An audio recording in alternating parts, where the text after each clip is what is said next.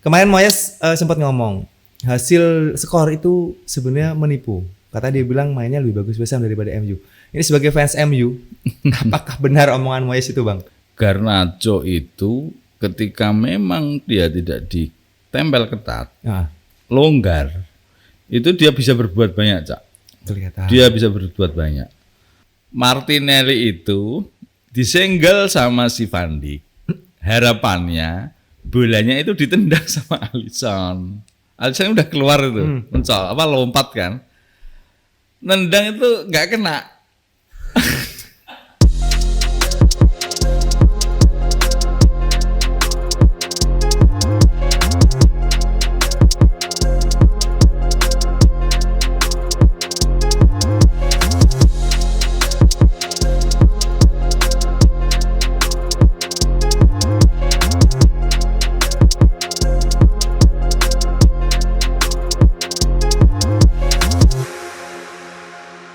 Halo teman nobar, selamat datang di Bisbol, bincang seputar sepak bola pastinya di channel kesayangan teman nobar di Panpel Nobar. Kembali lagi ya di channel kesayangan teman nobar, kita berdua saja, Cak Niko dan juga Bang Sat. Siap. Mas Kulin. Mas Kulin, selamat atas kelahiran Ronaldo Junior. Tadi saya bilang mau dikasih nama Ronaldo apa Garnacho. Dia bilangnya Ronaldo gitu. Nanti namanya Muhammad Ronaldo Nuha. Selamat putra ya, alhamdulillah. Sudah lahir dengan tadi bilangnya jam berapa, Bang? Cepat ya? Cepet lah, mungkin sekitar jam 10-an ya. Langsung tiba-tiba aku langsung update foto. Grup pertama yang ada foto anaknya ya grup Panpel Nobar. Oke, itu intermezzo. Kita langsung membahas nih preview game week Liga Inggris pekan ke-23. Tinggal 15 pekan lagi, Bang. Sudah mau habis. Betul. Tahu udah pekan ke-23. Kita ke pertandingan pertama nih teman nobar, ada Everton menghadapi Tottenham. Hampir menang. Lagi-lagi Tottenham harus ditahan imbang lagi nih, Bang. Lawan Everton. Betul. Di menit injury time. Betul. 90+4 lewat si Brian White. Akhirnya Everton bisa menahan imbang Spurs di Goodison Park.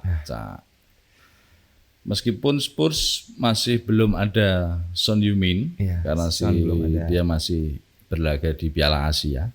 Betul. Malam ini kan lawan Jordan. Menang Jordan ya? Iya. Alhamdulillah. Ya nggak tahu. Ntar dulu, drama Korea belum selesai, Bang. Oh iya benar. Biasanya itu menit-menit akhir bajindul itu Son. Iya, Korea itu bajindul. Nanti tarik penalti. Nah itu. Namanya juga drakor kan. Drama itu mesti akhirnya nang akhir-akhir laga. Betul. Berkali-kali itu. Ya kita sih pengennya balik lagi soalnya kan poin itu. Gue tim FPL gitu, Bang. Oke, tinggalkan Everton. Spurs ya yang lagi-lagi ditahan imbang di menit-menit akhir. Kita ke pertandingan selanjutnya, ada Brighton melawan Crystal Palace 4-1. Ya, ini Brighton mulai menunjukkan tajinya kembali meskipun tanpa Mitoma. Ya kan, Mitoma masih cedera kayaknya dia. Karena kemarin waktu Piala Asia di Jepang kan juga nggak pernah main Mitoma toh. Main sebentar ya. Iya, itu kayak dipaksain juga kali. Ini berarti dia udah balik tapi belum main. Betul. Terus si Estupinan sekarang udah mulai sembuh, udah mulai kelihatan beberapa pertandingan dia udah menunjukkan dia asis dan lain sebagainya. Tapi yang lawan Palace ini kemarin dia main. Iya, main di babak kedua ya kan, ganti dia. Ya memang kalau kita ngomong Brighton dengan Crystal Palace memang sebenarnya kalau secara peringkat ya hampir sama. Sekarang Brighton kan ada di papan tengah ya. Betul. Dan kayaknya dia di pertengahan musim ini kayak sudah mulai kembali lagi, menemukan permainannya gitu seperti di musim kemarin. Berarti ini kayaknya beberapa pemain kunci yang cedera, terus ada pemain kunci yang hengkang ya, Bang, dibeli sama klub lain. Sedikit mempengaruhi.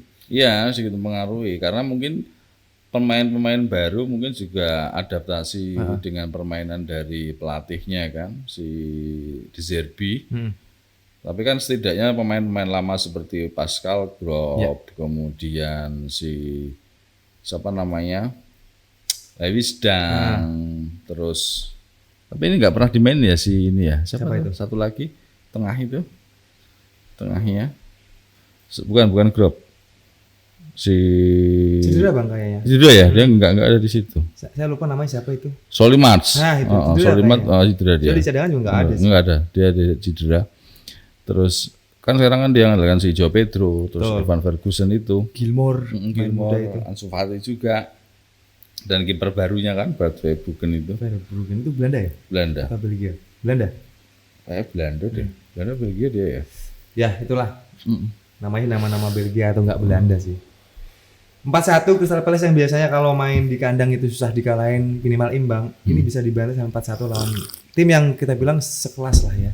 Mediocre, sama-sama mediocre. 4-1 membuat posisi Brighton mungkin semakin kembali lagi, naik lagi di peringkat. Sekarang di peringkat 8 dia. Nah, masuk lagi ke 10 besar dengan 35 poin, bawahnya West Ham. Selisih 3 poin Cak sama 3 poin, ya? MU. MU di nomor 6 ya? Nomor 6 sekarang. Nanti kita bahas MU nanti dulu. Kita tinggalkan Brighton sama Crystal Palace, kita ke kandangnya Newcastle di St James Park ya, kalau nggak salah. Ini lu tonton gimana sih bang? Kok bisa tiba-tiba ngerti ya? berat gitu? Awalnya itu kan unggul dulu ya kan. Betul. Si Newcastle itu unggul 1-0 Longstaff disamain sama Oso. Kemudian dia ngunggulin lagi Longstaff 2-3. Habis itu apa namanya? Dibalik sebenarnya. Dibalik. Iya. Jadi 2-4. Iya. Iya kan? Jadi 2-4 terus akhirnya disamain sama Trippier, kemudian Barnes akhirnya menyamakan kan. Barnes. Di menit 73 dia menyamakan, dan saya rasa apa namanya? Agak aneh juga ini Newcastle. Iya. Enggak tahu makanya lah. Lawan nonton kita kan kalau di atas kertas pasti kebantel lah. Iya, benar. Kalau enggak menang ya, Newcastle menang gitu. Lah, kan, gitu kan. Tapi nggak ngerti juga Luton ini tiba-tiba loh. Mengejutkan juga gitu loh. Morris, kemudian ada Bayo. Terus memang dia ada Ross Barkley kan sekarang di Luton, Cak. Betul. Ross Barkley-nya Everton gitu kan. Itu. Kemarin habis menang 4-0 loh, Bang, lawan Brighton loh. Luton itu. Luton, iya, makanya pas Newcastle anjir. Kok bisa nahan Newcastle di kandangnya 4-4 lagi. Ngeri ya. Padahal habis pergantian musim kali. Ya, kayaknya mereka semakin kompak ya. Iya. Meskipun mereka menggunakan pemain-pemain dari Championship itu dan sedikit menambah pemain-pemain baru untuk berlaga di Premier League, tapi nyatanya mereka juga bisa berbicara banyak gitu loh. Sempat kita bilang akan cuma mampir ngumpi kan gitu kita ngomong, dan sekarang itu Luton ada di peringkat 17 lah, Cak. Akhirnya setelah kemarin lawan Brighton 4-0 itu kan dia naik dari zona degradasi itu. Betul. Ini juga nahan Newcastle karena kan nambah lagi poinnya, Bang. Positif gitu loh. Dia sekarang di peringkat 17, satu strip di atasnya Everton. Dan dengan Brentford, dengan Nottingham yang ada di posisi 15-16 itu selisihnya cuma satu poin. Jadi saya rasa ini ya jadi kuda hitam juga. Siapa tahu dia bisa bertahan gitu loh. Meskipun kita tahu lah secara finansial dan stadionnya juga kan baru saja direnovasi. Agak nggak layak kan gitu. Kurang layak. Nggak layak untuk di Premier League. Tapi semangatnya kalau saya bilang. Ini dia. Semangatnya membuktikan bahwa mereka juga sebenarnya bisa lah gitu loh. Bisa bersaing di Premier League. Ya semoga saja lah memberikan dampak. Karena saya suka logonya, Bang. Logonya tuh lucu gitu, kayak zaman-zaman dulu, klub zaman-zaman dulu yang. Tapi saya tuh seneng tim-tim yang kayak gini tuh lah. Jadi tim-tim kecil, nggak terkenal, tapi mereka bisa menunjukkan kekuatannya, kemampuannya dengan pemain-pemain yang mungkin mungkin ala kadarnya lah. Belum terkenal. Itu. Tapi secara tim mereka cukup adu, solid gitu loh. Jadi kan teamwork mereka, semangat mereka yang dia tunjukkan, nggak cuma sekedar skill atau kemampuan atau kualitas, tapi dia juga punya semangat gitu loh. kompakannya itu ya. Oke, tinggalkan Newcastle yang sedih karena ditahan imbang di kandangnya. Kita ke sedikit ya, Burnley sama Fulham 2-2. Kita ke Aston Villa lawan Sheffield United. Aston Villa lawan Sheffield United ya. 5-0 Bang. Bener. Hampir 5-1 tapi dianulir golnya. Akhirnya clean sheet setelah kemarin Martinez, Aston Villa itu kalah sama Newcastle 1-3. Ini main di kandangnya Sheffield 5-0. Bener. Ya kita tahu, sering kita kan ngomong tim-tim promosi itu sebenarnya kan secara kualitas dia kurang begitu layak lah bersaing dengan tim-tim yang sudah ada yang di Premier League kan. Tapi ya ternyata memang benar juga kan gitu loh. Ketika mereka bertanding lawan Aston di kandang loh padahal di Sheffield dihajar 5-0 Cak. Ini kalah gitu. Apa namanya? Iya kalah posisi dia. Posisinya sudah mencoba beberapa kali peluang juga. Kalau kita lihat possession kan sangat jauh. 6-3-4. Iya kan. Dari shoot on target saja juga jauh banget 10 kok. Dia kan membuktikan bahwa memang Aston Villa menguasai pertandingan gitu loh. Dan kalau kita ngelihat Aston Villa kan pemainnya cukup kualitas semua lah. Di lini tengah, di lini depan juga. Lini belakang. Iya, lini belakang. Meskipun si Pau kan memang belum main ya, dia masih cedera. Tapi kan si Lenglet itu, Clement Lenglet sama Diego Carlos Lenglet itu sebelumnya main di mana ya? Barcelona. Barca. Kalau nggak salah Barcelona. Itu kan timnas Prancis kan? Prancis dia. Kalau saya nggak salah Barcelona kalau nggak salah ya. Oke, tinggalkan Aston Villa yang menang 5-0 atas Sheffield United. Kita akhirnya kita ke MU langsung aja deh, nggak pakai lama.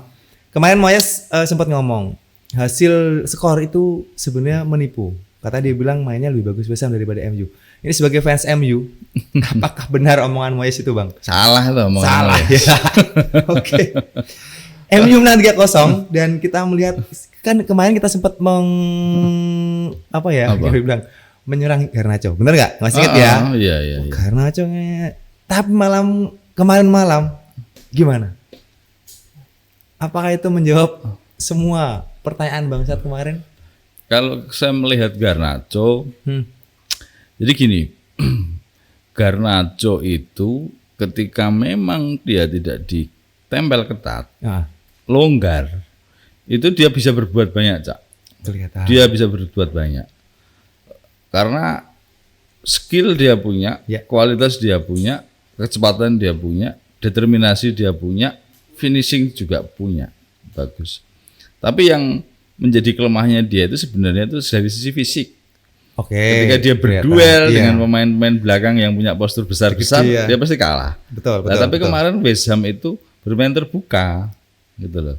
Dan beberapa kali lewat counter attack kan sebenarnya itu serangan-serangan gol. Ya enggak counter attack. Yang pertama sih, yang golnya dia pertama di awal babak kedua itu kan lewat proses ya. Iya. Lewat proses dari sisi kanan. Dan memang kebetulan aja itu kena pemainnya West Ham kan, memang akhirnya kipernya ketipu. Dan yang gol kedua itu kan dari proses counter attack. Betul. Operannya dari McTominay. Dan sebenarnya dia sedikit kepleset tapi kipernya sudah tertipu. Sebenarnya golnya gol-gol yang mudah. Nah gitu. Itu yang dibilang Moyes Bang. Itu yang dibilang Moyes.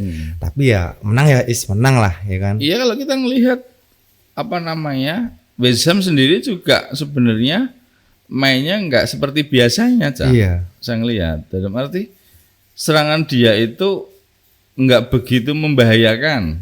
Ya. Dia punya beberapa peluang, cuma kan bukan peluang yang benar-benar peluang emas ya. Betul. Kalau secara XG mungkin masih banyakkan MU. Karena kita melihat MU kemarin itu bermain cukup bagus di lini tengah. Ini juga mungkin sekarang Ten Hag itu sudah menemukan komposisi lini tengah. Ada yang sempat bicara seperti ini. Ten Hag itu tidak bisa melatih superstar. Ten Hag itu spesialis pemain-pemain muda. Setuju nggak? Kalau saya bilang ya nggak begitu juga. Jadi dia tidak suka dengan superstar yang tidak bisa diatur. Gitu. Kalau superstar dia bisa diarahkan mengikuti gaya permainannya Ten Hag ya mesti malah lebih bagus lagi. Harusnya ya. Iya. Dia kan berarti kalau sampai sini udah berapa? Wah, De Gea, Sancho, Ronaldo ya. Ingat nggak? Roy Keane saja pernah dibuang sama si Alex Ferguson loh bang. Loh kan Roy Keane. Iya, Roy Keane pernah dibuang. Kok Roy Keane, David Beckham aja pernah. Oke. Kan kalau kita ngomongin loyalitasnya Roy Keane seperti apa sih di MU, tapi kalau nggak bisa diatur, gara-gara dia ngomong sedikit salah di media, dibuang langsung loh. Iya. Itu kalau kita nyalain Ten Hag ya nggak bisa 100%. Sir Alex pun pernah seperti itu zaman dulu gitu. Kalau kita ngomong ke pelatih itu kan menginginkan tim supaya bisa berkembang dengan baik. Betul. Mengikuti arahan dia sesuai dengan instruksi strategi dia. Ketika memang pemain-pemain itu merasa dia mungkin bisa tanpa harus mengikuti gaya atau permainan dari pelatih, ya pelatih tetap pasti akan membuang dia lah pasti. Apakah itu mencadangkan atau bahkan mungkin bisa meminjamkan atau menjual kan, seperti yang dilakukan ke Sancho kan. Jadi saya rasa bukan dia tidak bisa melatih main bintang, tapi dia itu tipikal pelatih yang ingin pemainnya itu mengikuti gaya permainan dia. Nah, semua pelatih pasti seperti itu dan dia tidak bisa bernegosiasi gitu loh. Dalam arti aku pengennya kayak gini ya nggak bisa karena konsep permainannya kan memang harus sesuai dengan skema dia. Iya betul. Kayak contohnya ketika dululah Rashford, kemudian si Martial kan, gaya permainan Ten Hag itu kan ketika MU diserang, semua pemain itu harus melakukan pressing, harus melakukan pressing ke pemain lawan. Nah, si Martial, Rashford itu pasti selalu telat untuk track back. Iya, itu kan biasanya seperti itu yang iya kan? Iya. Selalu telat untuk track back. Ketika dia telat track back, ketika ada satu pemain atau dua pemain yang memang tidak mengikuti instruksinya, pasti kan skema permainannya akan terganggu, gitu loh. Sehingga dengan mudah pasti ditembus. Betul. Kita kan di awal-awal dulu Liga lawan Spurs saja lini tengah MU begitu mudahnya ditembus oleh si Bissouma sama Sarr kan. Itu karena memang pemain-pemain MU tidak melakukan pressing secara tim. Satu saja pemain tidak melakukan pressing selesai akan terbuka pasti. Kayak contohnya puzzle lah, kepingannya buka satu kan pasti kurak-karik. Iya. Nah, itu yang diinginkan sama Ten Hag. Gitu loh. Jadi skema permainannya itu memang harus diikuti oleh seluruh timnya, seluruh pemain yang ada di tim itu. Ya hampir kayak Sintayong sebenarnya kalau saya ngomong. STY iya. STY itu kan suka pemain yang selalu bergerak, Cak. Betul. Nggak males kan. Iya. Baik itu striker ataupun gelandang ataupun pemain bertahan kan. Iya. Ketika kita diserang, mereka harus pressing, kan gitu. Pemain depan itu bisa juga sampai turun ke tengah untuk ngepres. Hanya untuk ngepres loh itu. Iya, hanya untuk ngepres. Karena Martial kan, iya, betul. Makanya dia suka pemain yang gede, kayak si siapa dulu itu, yang dipinjam itu, yang dari Besiktas itu siapa? Siapa kok? Pemain striker MU wingi. Jessica Belanda itu, Weghorst gitu ya kan. Meskipun dia nggak pernah cetak gol, tapi kan sering dimainkan. Betul. Karena dia rajin, mobile, kemudian dia juga pressing, rebut bolanya juga lumayan bagus. Hojlund juga seperti itu. Iya. Meskipun kemarin di awal-awal musim dia nirgol, tapi kontribusi dia ke permainan cukup besar. Dia jadi tembok, kemudian dia juga membuka ruang pemain lain untuk ciptakan gol. Dan akhirnya kan sekarang sudah kelihatan hasilnya. Sudah mulai dia cetak gol. Di 5 pertandingan ini, baik itu Liga ataupun FA, dia udah cetak 5 gol. Betul. Cetak 4 gol. Dari 5 match. Jadi kan kalau orang bilang mulai tahun baru ini si Hojlund sudah mulai menemukan ritme permainan di MU. Gitu loh. Apakah ini efek si Ten Hag menemukan Maino? Bisa juga. Jadi lini tengah MU sekarang ini kayaknya sudah ketemu. Formasi idealnya sudah ketemu. Dalam arti sudah ketemu itu pemain-pemain yang dimainkan itu mereka menikmati posisinya. Casemiro, Maino, sama si Fernandes. Ya. Fernandes ketika memang ditaruh di situ, Cak, memang itu posisinya dia dan dia nyaman, dia mobile kemana-mana. Nah, sering kan dia disuruh sayap kan, nah itu gitu. Iya benar, makanya kan mungkin si Ten Hag juga akhirnya paham bahwa Bruno itu memang jadi seorang playmaker lah, saya bilang. Dia pengatur serangan, gitu loh. Meskipun dia juga punya tendangan-tendangan yang cukup bagus, mematikan juga kan kadang-kadang. Umpan-umpannya kan juga akurat. Gitu. Optimis 4 besar? Saya optimis kalau saya. Optimis ya? Optimis dengan gaya permainan seperti ini, kemudian sepertinya komposisi pemain itu sudah ketemu ya. Sudah ketemu. Lini belakang, nah ini yang agak meragukan sebenarnya lini belakang dengan cederanya lagi Martinez ini, agak repot ini. Kemarin dia kena ACL lagi kan, ini yang cukup merugikan MU karena dengan adanya Martinez sebenarnya lini pertahanan semakin kompak, semakin solid. Karena Martinez dipasangkan dengan Varane atau Maguire, bisa. Iya. Asal tengahnya juga bagus bang, Maino sama Casemiro itu kayak anjir nih keren nih gitu loh.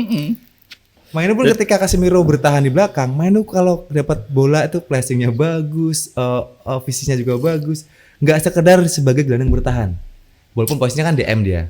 Kan kemarin pada waktu lawan Wolves, kan dia jadi penentu pahlawan kan, ciptakan gol di menit 90+5 itu.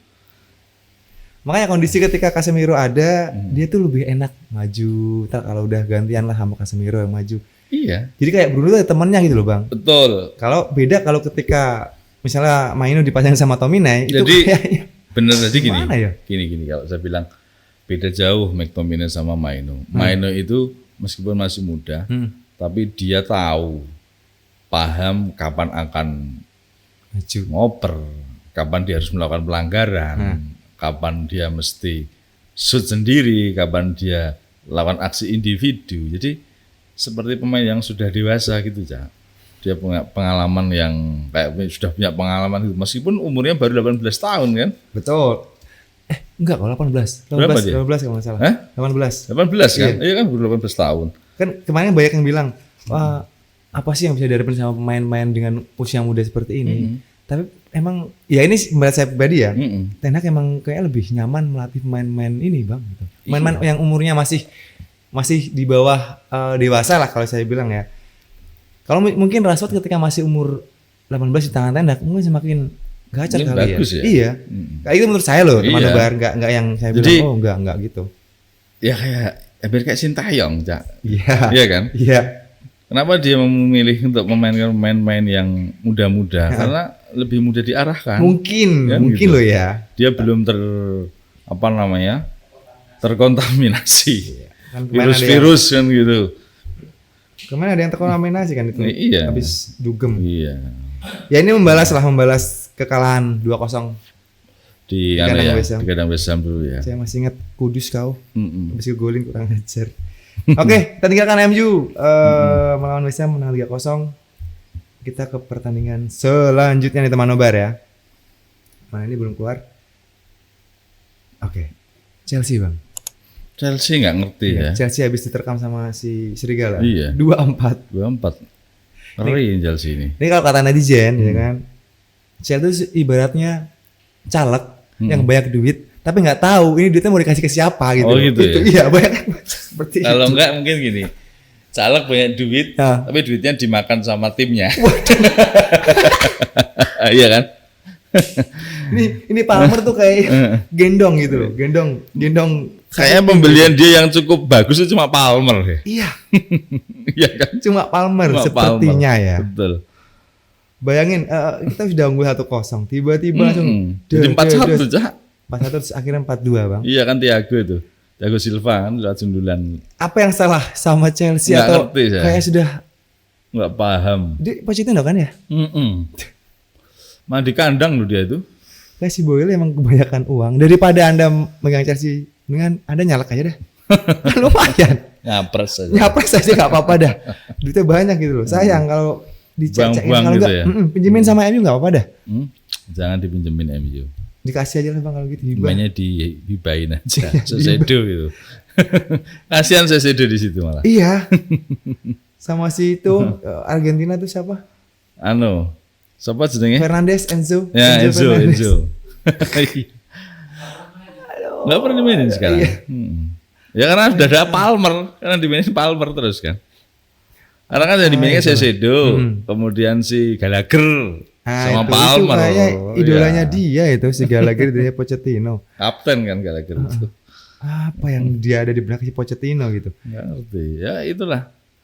Terlalu banyak beli pemain yang nggak jelas, jadi kayak gitu itu. Buang-buang pemain. Dia mau kasih formasi apa bingung dia. Enzo main bang. Main ya itu ya. Itu kipernya dia kan, kita nggak tahu Petrovic gitu. Bukan sih ini. Siapa itu? Kipernya siapa? Sanchez kan kiper dia tuh nggak punya kiper. Itu kipernya tuh pada cedera bang. Gimana kan Sanchez cedera. Dia. Dan 3 kipernya itu kita nggak tahu Bettinelli, Bergstrom dan yang ini agak-agak ya Petrovic yang masih mending. Bayangin beli pemain gelandang, striker, back, kipernya beli Sanchez cedera. Cadangannya ya itu. Loh, dia tuh kan malah lucu. Dia itu punya siapa itu Kepa kan dipinjemin itu. Iya. Lah iya, tapi kan masih nomor 1. Iya, sayang lah gitu loh maksudnya gitu. Lah ya kan buat cadangannya lumayan kan gitu. Malah dipinjemin ke Madrid. Dia beli Petrovic emang nggak tahu. Sudah cukup jangan banyak-banyak nganu Chelsea karena takut imbasnya ke MU kok ya. Bournemouth sama Nottingham Forest bermain imbang 1-1. Kita ke Arsenal Liverpool. Ada yang bilang fansnya Liverpool no Salah no problem makan tuh. Tapi sebenarnya kemarin itu kesalahannya kiper. Iya. Alisson loh. Anda nggak ngerti golnya yang kedua itu. Martinelli itu. Martinelli itu disenggol sama si Van Dijk. Harapannya bolanya itu ditendang sama Alisson. Alisson udah keluar itu, lompat kan. Nendang itu nggak kena.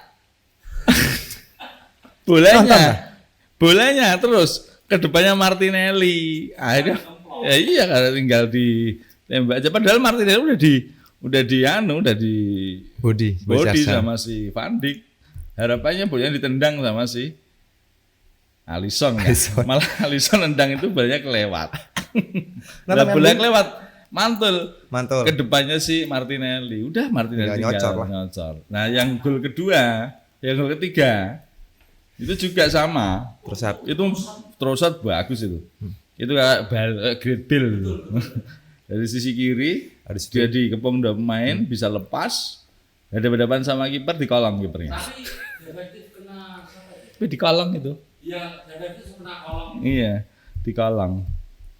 Terus golnya Arsenal golnya Liverpool itu juga kesalahannya Gabriel. Bunuh diri sih Bang itu. Bukan Gabriel yang salah, Saliba. Saliba sama si kipernya itu. Raya. Kipernya Brentford. Dia udah di apa namanya? Udah ditutup-tutupin gini malah. Si siapa? Luis Diaz masih bisa nyentuh bolanya kesentuh terus kena Gabriel masuk ke gawang. Apakah ini efek Klopp? Ya kayaknya. Klopp sudah memutuskan untuk berhenti di akhir musim ini. Ini juga mempengaruhi, kalau saya bilang, mempengaruhi ke mental, ya? psikologi para pemainnya. Padahal sebenarnya kan Liverpool kan sedang ada di puncak ini kan. Kan masih di puncak dia. Kenapa dia ngomongnya di pertengahan musim sih Bang? Nggak ngerti saya. Ada masalah apa gitu? Nggak ngerti juga. Makanya mestinya kan dia ngomongnya nanti di akhir musim, gitu ya. Gitu. Atau enggak mungkin manajemen sudah tahu lah. Tapi nggak usah conference press atau gimana gitu biar ambil dia nunggu mau conference press keluar dia udah ada pengganti gitu. Ini pertengahan musim.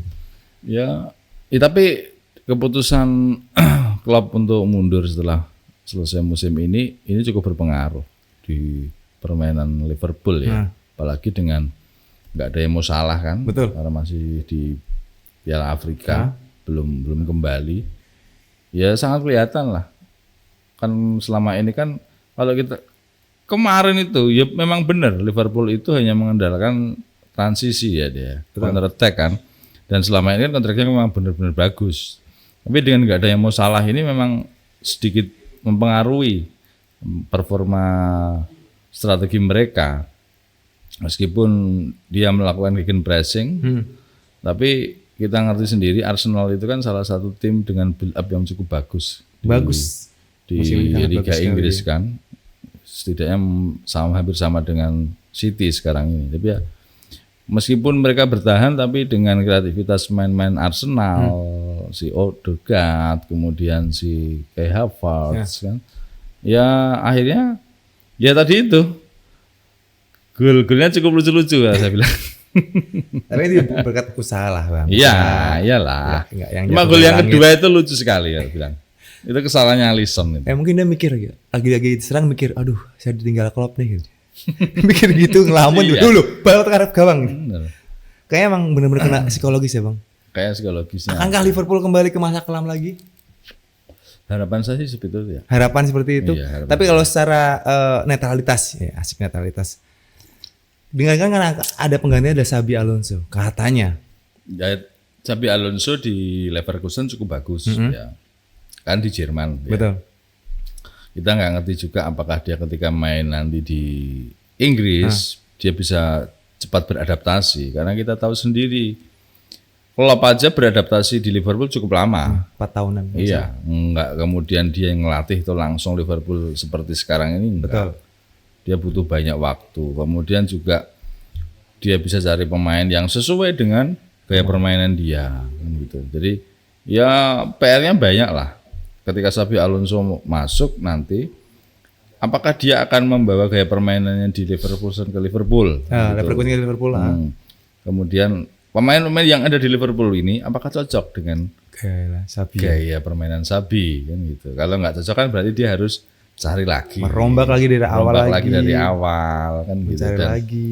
belum tentu bisa langsung klop, bisa beradaptasi juga. Itulah. Jadi kalau saya bilang oke, Xabi Alonso pelatih bagus, tapi dia pasti butuh waktu untuk bisa membawa Liverpool setidaknya menyamai Liverpoolnya si Jurgen Klopp. Iya. Gitu. Mungkin lebih lama kali Bang. Bisa. Xabi kan ketika di Leverkusen juga lebih sering long ball, terus papan silangnya bagus sih mainnya. Tapi nggak tahu juga, kita kan nggak lihat. Kan kita nggak ngerti kan di Liga Jerman. Iya. Gitu. Tapi kalau saya sih percaya sih. Sancho bagus di Liga Jerman. Tapi sempat berebut penalti. Oh gitu ya. Iya. Sama siapa saya lupa kemarin. Tapi udahlah. Oke, tinggalkan Liverpool dan juga Arsenal, kita ke City melawan Brentford yang berhasil comeback 3-1. Setelah ketinggalan gol dari Neil Maupay di menit 21, akhirnya Foden mencetak hat-trick. Hat-trick ya, Foden ya. Saya tuh agak sedikit ini, Cak. Sedikit kecewa dengan FPL saya. Yang di sebelah maksudnya. Sebelah ya. Iya, kayaknya itu saya tuh punya Foden, punya Bruin, punya Haaland. Tapi yang saya kapten Bruin, Cak. Kan mestinya Haaland, mestinya Foden ya, karena hat-trick dia. Tapi nggak tahu juga kan Bang. Lah iya. Bahkan kemarin Bruin banyak keluar berapa kali. Iya makanya itu. Tapi dia asis ya kemarin. Asis 1 cuma 5 poinnya, Cak. Lumayan lah. Haaland juga 5. Karena asis. Ini 3-1 City kayak yang sempat kita obrolin kemarin. Ini kayak City nge-pro dulu deh. Biarin aja Liverpool sama Arsenal kejar-kejaran. Nanti juga akhir musim saya yang juara gitu. Apakah seperti itu lagi? Bisa. Dengan kembalinya Bruin, Haaland, sudah lengkap mereka. Sudah lengkap. Kecuali belakang ya, Stones memang belum perform juga. Tapi saya rasa kalau dengan adanya Bruin itu sudah cukup merubah semuanya di Manchester City. Jadi si Alvarez nggak kerja 2 kali, Rodri juga santai mainnya. Akhirnya kan sekarang siapa? Si Rodri itu, si Kovacic itu kan sekarang akhirnya kadang-kadang dia dimainin juga gitu loh kemarin itu. Dan kerjanya kan juga lebih enteng. Betul. Jadi kalau saya lihat sekarang itu City udah nggak pakai 3-2-4-1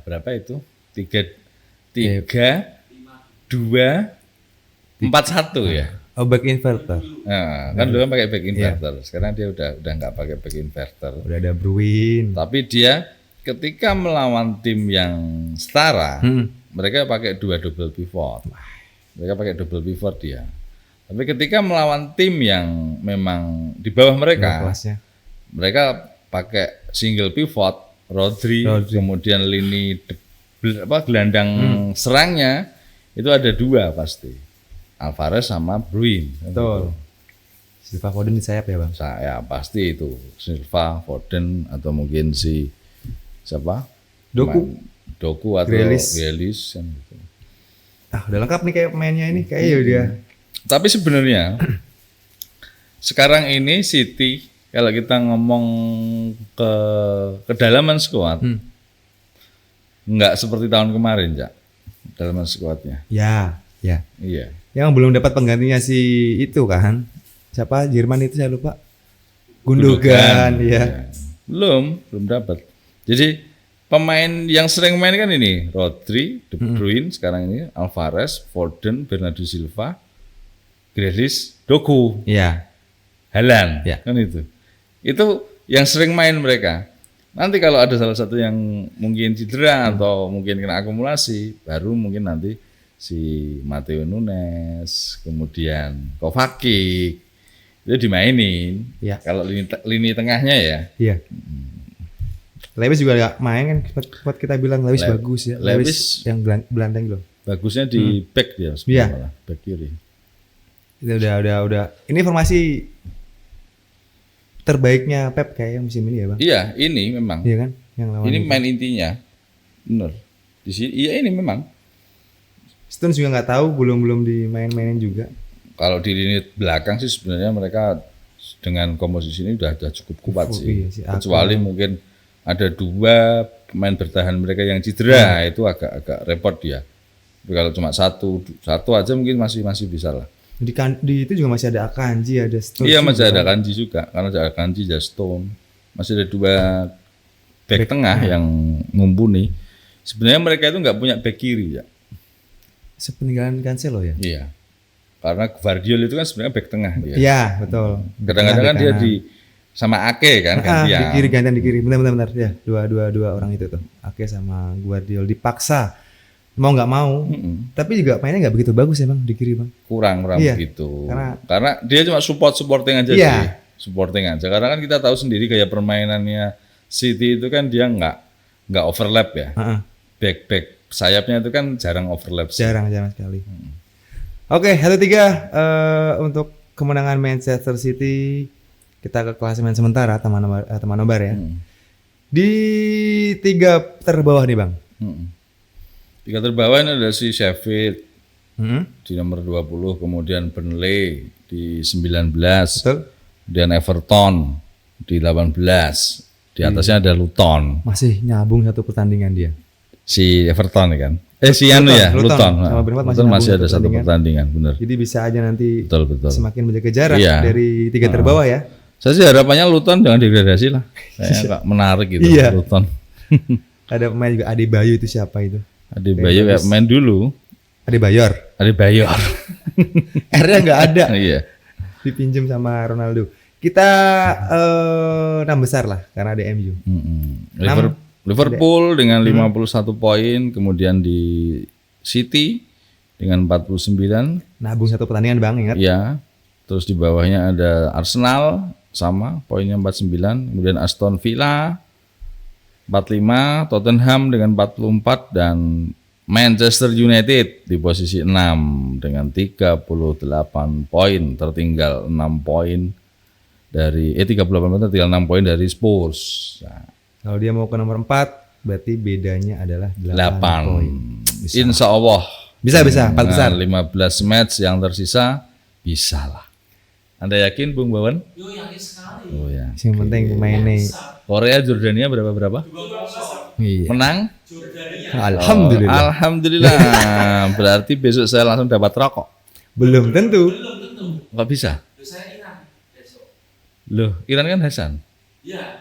Kan lawannya Iran. Qatar lawan siapa sih? Salah satu pasti final. Iya. Yang final itu dapat rokok. Oh. Semoga sukun aja lah. Pas sebut maaf. Kamu Enggak, sukun goreng. Lapar hujan-hujan. Untuk Iran tadi. Ya. Ya kita kayak Qatar. Nah, ya itu.